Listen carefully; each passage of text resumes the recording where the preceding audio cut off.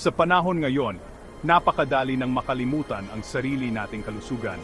Lalo na para sa mga nasa edad 40 pataas, trabaho rito, stress doon, kain ng kung ano-ano basta mabilis at mura. Ito ang kwento ni Mang Ramon, 45 anyos, isang simpleng empleyado sa Maynila. Araw-araw, 3 tasa ng kape, instant noodles at chichirya sa break time.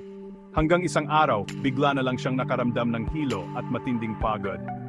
Sa kanyang check-up, sabi ng Dr. Ramon, mataas ang blood sugar mo. Kailangan mong baguhin ang lifestyle mo. Ngayon na. Sa takot at pag-aalala, nagsimulang magbasa si Mang Ramon tungkol sa 72-hour fasting, isang paraan ng natural detox o paglilinis ng katawan. Pero bago siya nagsimula, pinayuhan muna siya ng doktor. Hindi ito basta-basta ginagawa, Ramon. Kailangan ng tamang paghahanda. Una, magpatingin muna sa doktor. Kung may high blood, diabetes, ulcer o iniinom na maintenance medicine, siguraduhing ligtas ito para sa iyo. Ang fasting ay hindi para sa buntis, nagpapasuso o may chronic illness.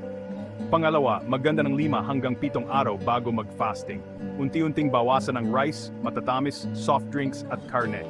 Kumain ng mas maraming gulay, sabaw at prutas. Uminom ng maraming tubig araw-araw, 8 hanggang 10 baso. Pangatlo, magpahinga ng sapat. Iwasan ang sobrang overtime o pagod sa katawan bago simulan. Ang fasting ay hindi lang para sa tiyan, kundi para rin sa isip at puso. Ang unang araw ng fasting. Unang araw pa lang, ramdam na ni Mang Ramon ang gutom. Ngunit sa halip na kumain, uminom siya ng tubig na may kaunting asin o kalamansi at herbal tea. Pinayuhan din siya ng doktor na huwag mag-exercise ng mabigat.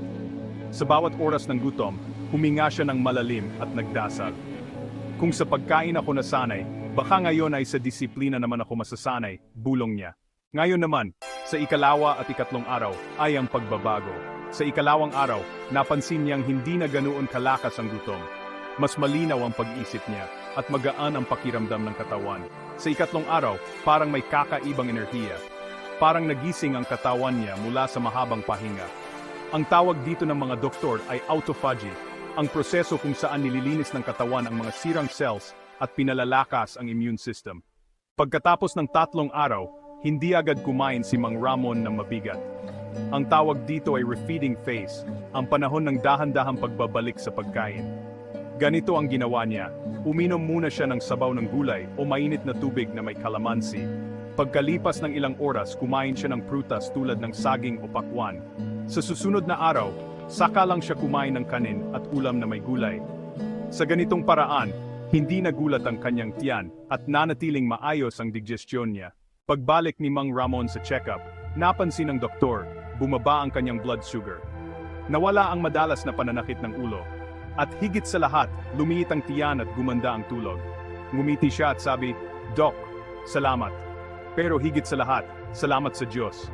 Tinuruan niya akong pakinggan ang katawan ko." Ang 72-hour fasting ay hindi tungkol sa gutom, kundi tungkol sa paghilom. Para sa mga lampas sapat na po, ito ay paraan para ma-reset ang katawan, pagkatapos ng taon-taong pagod, stress, at maling pagkain. Pero tandaan, hindi ito para sa lahat. Laging magsimula sa gabay ng doktor. At huwag kalimutan na ang tunay na kalusugan ay galing sa disiplina, pananampalataya, at balanseng pamumuhay. Minsan, hindi gamot ang sagot, kundi pahinga, pananampalataya, at bagong simula. This is Mav's Healthy Tips, reminding you to eat less, rest more, and live better.